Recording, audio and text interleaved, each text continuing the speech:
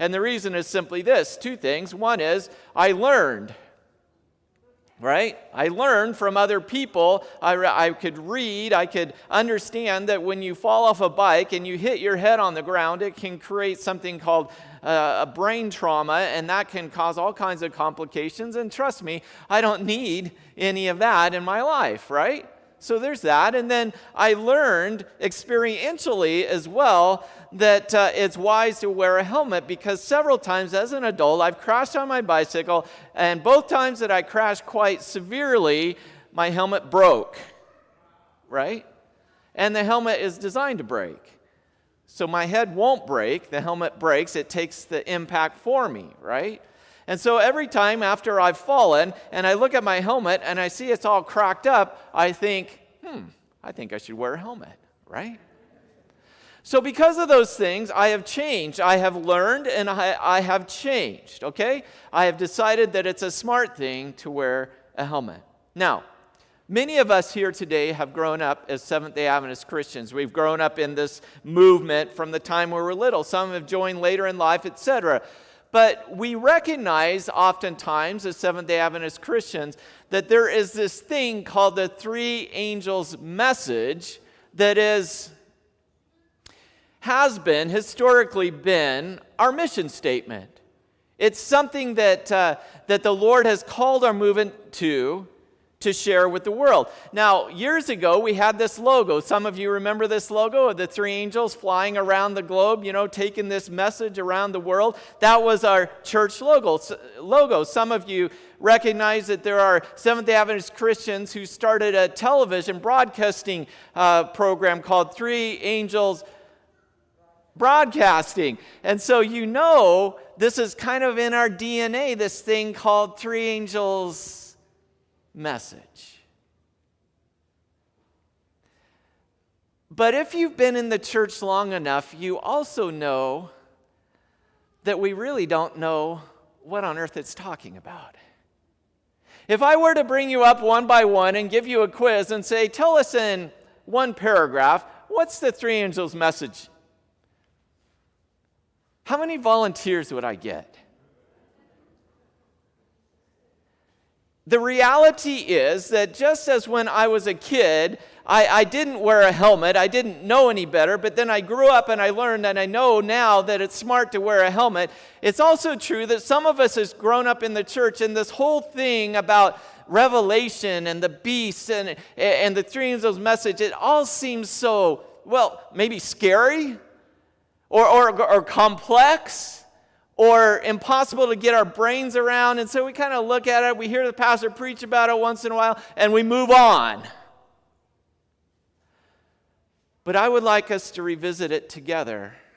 I think if I'm smart enough to learn that when I was a kid, I didn't wear a helmet and I didn't know any better, but as an adult, I've learned and now I know better, I should wear one, then maybe we could learn together anew about the three angels message, and maybe together we can learn and start recognizing that this message is understandable. We can put it in a way we can understand it and a way we can share it with other people. And that's what I want us to do together over the next several weeks, okay?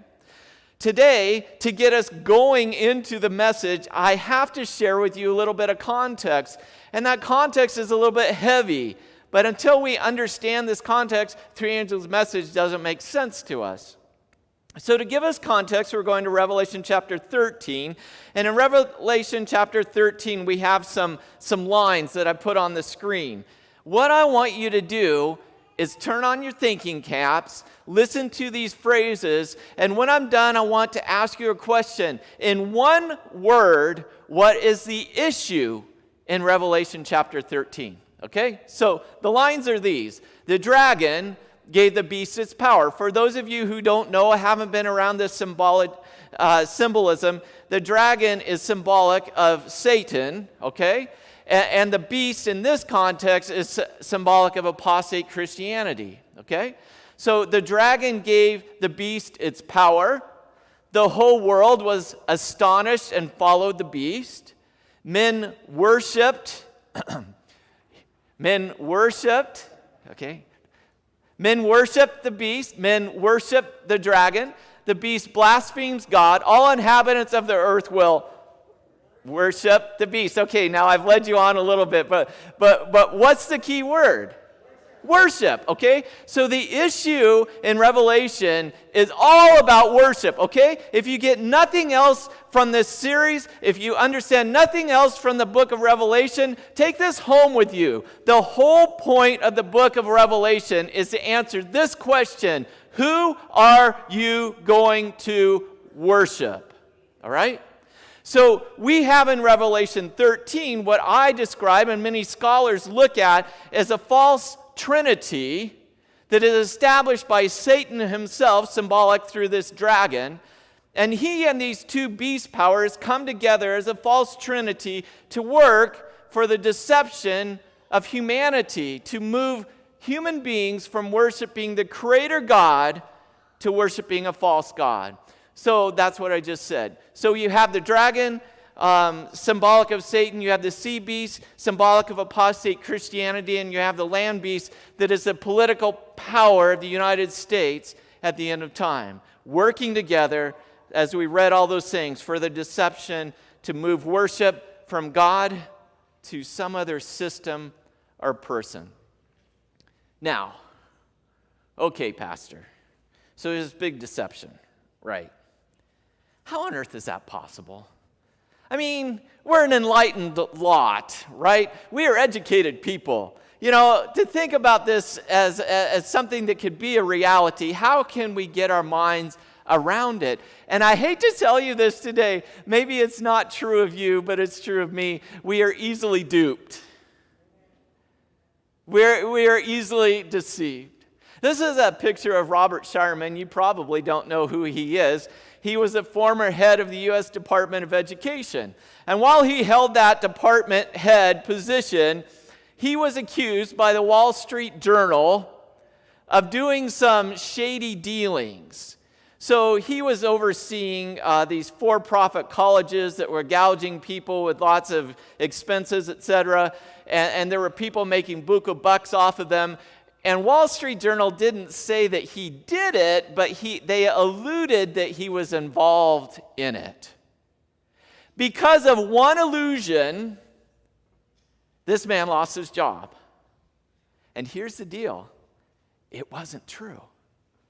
He had been investigated now time after time after time again, never any wrongdoing ever, and yet he lost his job and nearly his career over the reality that the Wall Street Journal said this was a possibility, and it didn't even happen.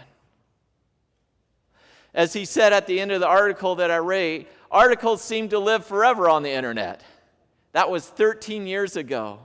And he said people still today, when they want to attack him, when they want to point out something that they don't like about him, they refer back to this article in Wall Street Journal that isn't even true. So if it's that easy to malign one person and his reputation, maybe it's easy